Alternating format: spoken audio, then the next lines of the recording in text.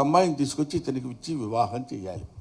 ఆ అమ్మాయిలు చిన్న పిల్లలు, బాల్య వివాహాలు. వాళ్ళ తల్లిదండ్రుల దగ్గరికి వెళ్ళి మంచివాడు, పెద్దవాడు, బాగా డబ్బున్నవాడు, వాడితో వివాహం చేసుకుంటే మంచిదే కదా అని నచ్చజెప్పి అతనికిచ్చి వివాహం చేస్తారు. ఇది వినటానికి చాలా బాగుంటుంది. ఇక్కడ ఒక భయంకరమైనటువంటి దారుణమైనటువంటి విషయం ఏంటంటే, హలో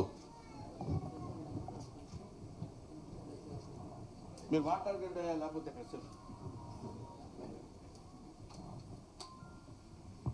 ఇక్కడ చాలా అర్థం చేసుకోవాల్సి హృదయ విదారకమైన విషయం చెప్తున్నప్పుడు ఫోటోలు ఎప్పుడైనా తీసుకోవచ్చు. ఒక ఫోటో మిస్ అయినా కూడా పర్వాలేదు. 70 ఏళ్ల వయోవృద్ధుడు గదిలో ఉన్నప్పుడు 9 ఏళ్ల ఆడపిల్లని అలంకరించి, దానికి శృంగారం తెలియదు, ముద్దు ముచ్చట తెలియదు, ఏమీ తెలియదు, అలంకరించి పూలు పెట్టి చీర కట్టి పాల గ్లాస్ చేతిలో ఇచ్చి ఆ గదిలోకి తోస్తారు వీళ్ళు. అది అక్కడికి వెళ్తుంది.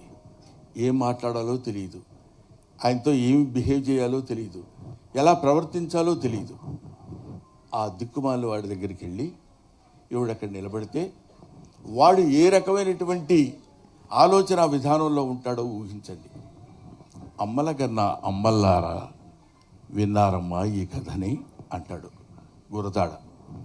అమ్మల కన్నా అమ్మ, అప్పటికే అసలు ఆ పెళ్ళి కాకముందే ఇంతకుముందు భార్యకి పిల్లలు ఉన్నారు, వాళ్ళు అమ్మ అని పిలుస్తారు ఈ పసిబిడ్డని. అమ్మల కన్నా అమ్మల్లారా విన్నారమ్మాయి. అలాంటి బాల్య వివాహాల్ని వ్యతిరేకించి, కాదయ్యా వాళ్ళని చదువుకోనివ్వండి, వాళ్ళకు స్వతంత్ర భావాలను తెచ్చిపెట్టండి అని ఫెమినిజానికి నడుం కట్టినటువంటి మన తెలుగులో చలంగారు లాంటి వాళ్ళు, కందుకూరి వీరేశలింగం లాంటి వాళ్ళు, చిలకమర్తి లక్ష్మీనరసింహం లాంటి వాళ్ళు ఎంతోమంది త్యాగాలు చేసి స్త్రీ జనోద్ధరణకి, స్త్రీ మానసిక జనోద్ధరణకి ఉపయోగపడినటువంటి వాళ్ళు. ముఖ్యంగా ఆ తల్లి ఇందాకే నమస్కరిస్తుంటే ఆమె యొక్క సావిత్రిబాయి పూలే యొక్క